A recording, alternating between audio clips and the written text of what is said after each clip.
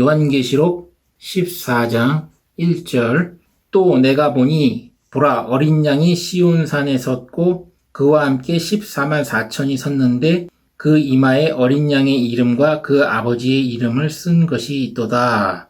시온산이 있는데 거기에 어린 양이 있고 14만 4천 명이 있대요. 14만 4천 명. 그러면 요한계시록에서 시온산이 도대체 무슨 의미를 갖는데 어린 양이 시온산에 섰고 14만 4천이 있는가? 그럼 이 시온산이 뭔지를 알아야겠죠. 지난 시간에 제가 이 언약궤에 대해서 조금 이야기했습니다. 설명했는데 이 언약궤를 먼저 알아야 돼요. 시온산이 뭔지 알려면 창세기 22장 16절에서 18절을 읽어보겠습니다. 여호와께서 이르시기를 내가 나를 가리켜 맹세하노니 내가 이같이 행하여 내 아들을 내 독자를 아끼지 아니하였은즉 내가 내게 큰 복을 주고 내 씨로 크게 성하여 하늘의 별과 같고 바닷가의 모래와 같게 하리니 내 씨가 그 대적의 문을 얻으리라. 또 내 씨로 말미암아 천하 만민이 복을 얻으리니 이는 내가 나의 말을 준행하였음이니라 하셨다 하니라. 아브라함이 하나님께 시험을 받아서 자기의 아들인 독자인 이삭을 번제로 드리죠. 하나님이 이삭을 잡으려고 하는 순간에 못 잡게 하고 대신 수풀에 걸린 수양을 갖다가 번제를 드려요. 그러면서 하나님이 약속을 해요. 아브람 네가 백세에 얻은 하나뿐인 독자 이삭을 바쳤으니 너로 말미암아 천하 만민이 복을 얻는다. 여기서 기복신앙을 생각하면 안 돼요. 물질적인 복. 이걸 말하는 게 아니에요. 이 복음 예수 그리스도가 인간의 죄를 짊어지고 십자가에 못 박혀 죽으시고 3일 만에 부활하셔서 인간을 구원하겠다는 그 하나님의 약속입니다. 인간을 구원하겠다는 구원의 약속, 영생의 약속을 상징하는 게 바로 이 언약궤예요.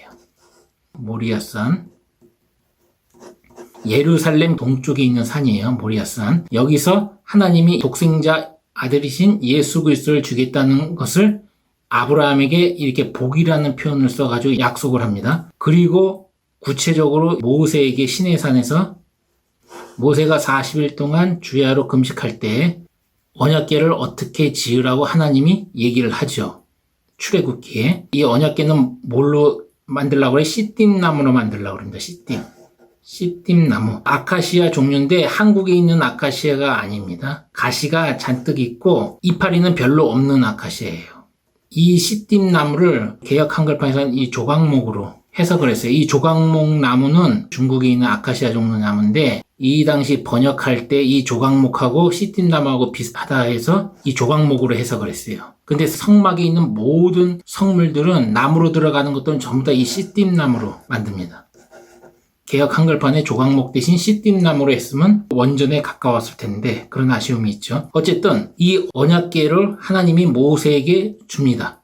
이 언약궤를 이스라엘의 두 번째 왕인 다윗이 왕에 오르고 정복전쟁을 하죠.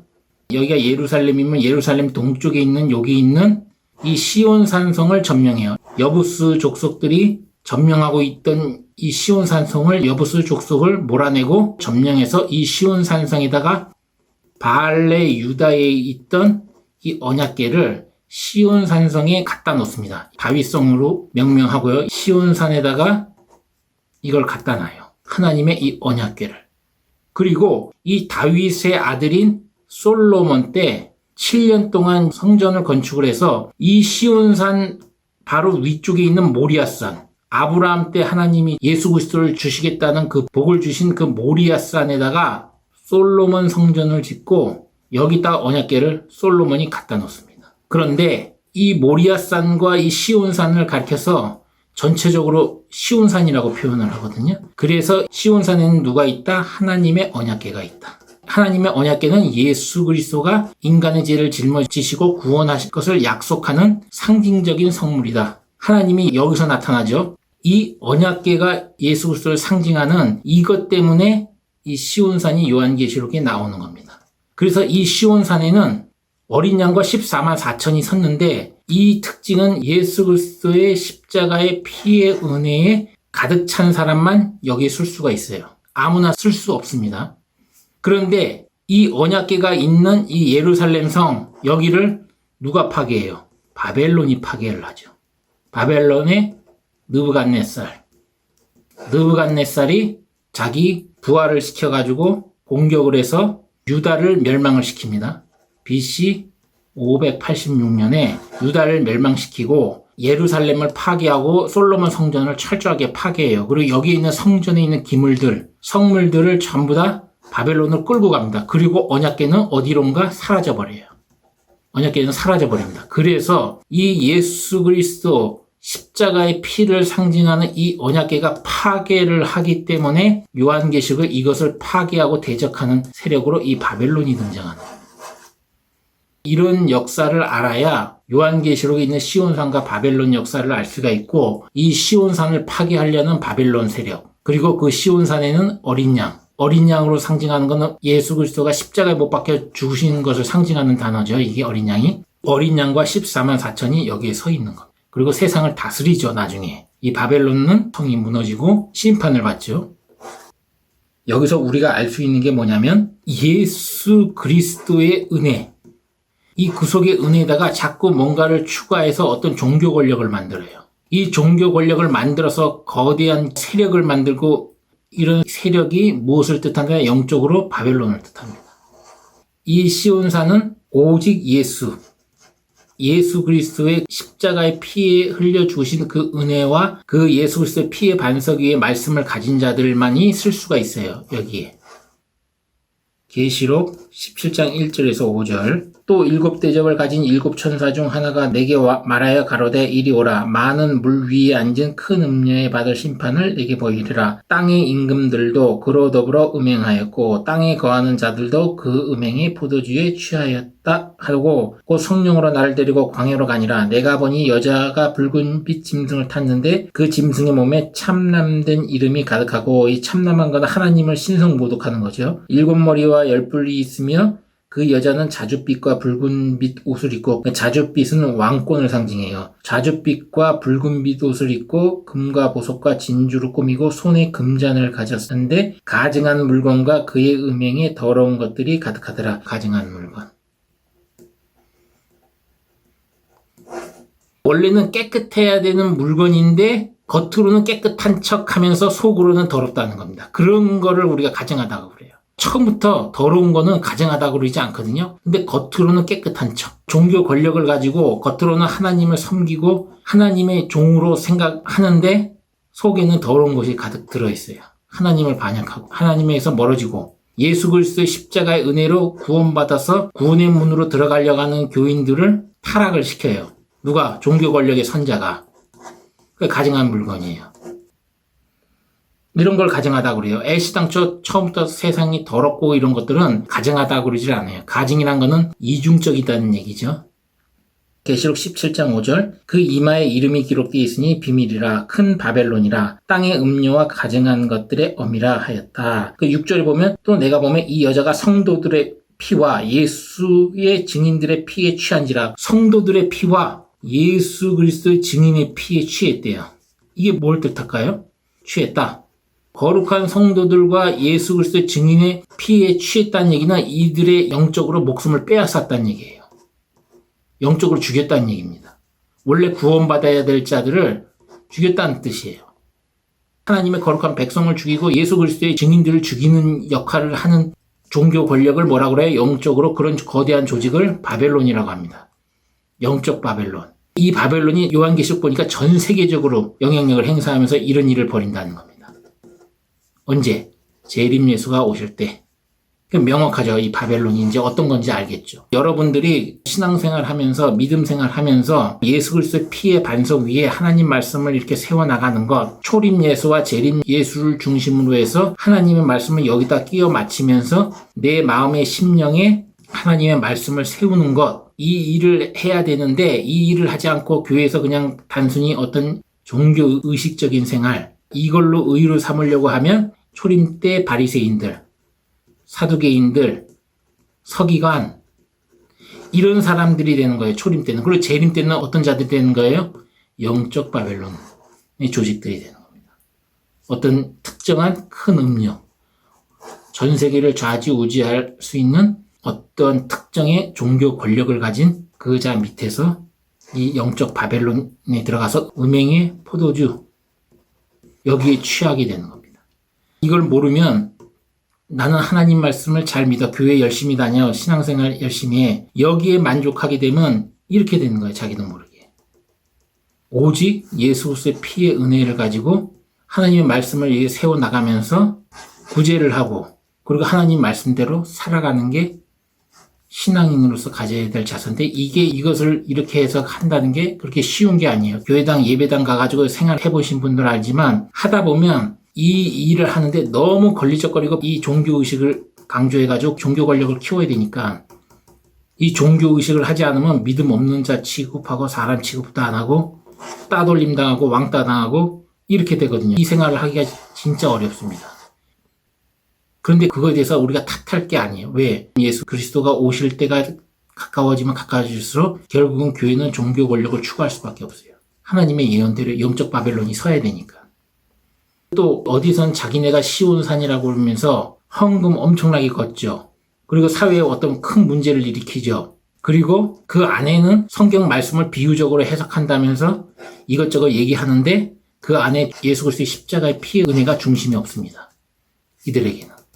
14만 4천에 쓰는 사람은 바로 예수 그리스도의 십자가의 피의 은혜, 그것을 상징하는 이 어린 양으로 기록되어 있고 14만 4천이 거기에 서 있는데, 이 14만 4천이 되려면 어떻게 해야 돼요? 예수 그리스도의 십자가의 피의 은혜로 옷을 깨끗이 빨아 입은 자만 쓸 수가 있는 겁니다. 아무나 못 들어가죠. 그 중에서도 권세를 가지고 1000년 동안 다스릴 자들이 갈 수 있는 자리인데, 왕이 된다는 것은 영적으로 하나님 말씀을 많이 알아야 됩니다. 많이 알아야 되는데 예수 그리스도 중심, 피의 은혜의 중심으로 말씀을 세운 자가 돼야 여기 갈 수 있지, 그냥 누구를 쫓아간다고 그게 14만 4천이 되는 게 아닙니다.